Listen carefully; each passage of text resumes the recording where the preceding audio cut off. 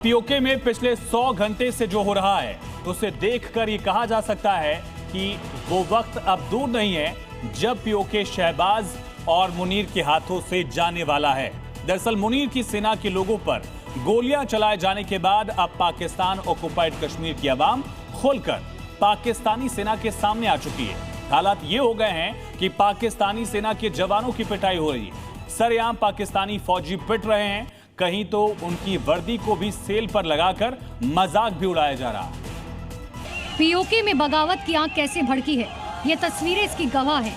शहबाज और मुनीर के हाथों से कैसे एक एक कर पीओके जाने वाला है, ये एक एक वीडियो गवाही दे रहा है।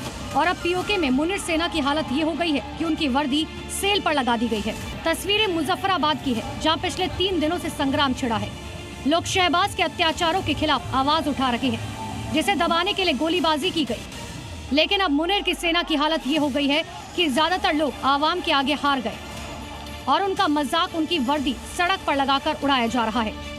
पहले मुनीर की सेना ने निहत्थे लोगों पर गोलियां चलाई, फिर पीओके की आवाम ने ऐसा सबक सिखाया कि कई जगह सेना के जवान पीटे गए।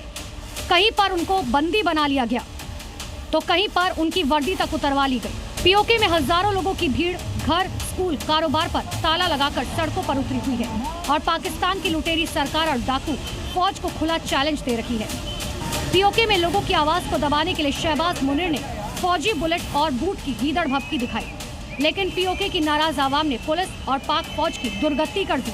पीओके में चौथे दिन भी प्रदर्शन जारी है। मुजफ्फराबाद, बाग, पुंछ, रावलकोट, हजीरा और अब्बासपुर जैसे शहरों में प्रदर्शनकारी और पाकिस्तानी सेना के बीच हिंसक झड़पें हो रही है।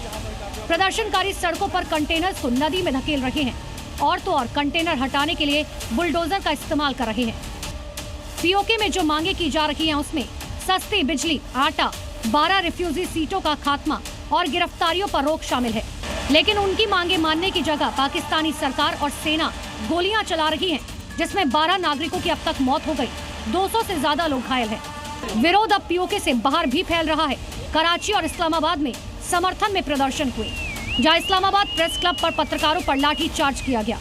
अंतर्राष्ट्रीय स्तर पर यूएनएचआरसी में पीओके का मुद्दा उठा, मानवीय संकट की चेतावनी दी गई और एक एक कर हालात शहबाज और मुनीर के हाथों से पूरी तरह बाहर निकलते जा रहे हैं। फिलहाल पीओके में तनाव चरम पर है और प्रदर्शनकारी पीछे हटने को तैयार नहीं है। सीधा चुनौती मुनीर को दी जा रही है, जहाँ उनकी सेना और पुलिस को रस्सियों से बांध कर रखा जा रहा है।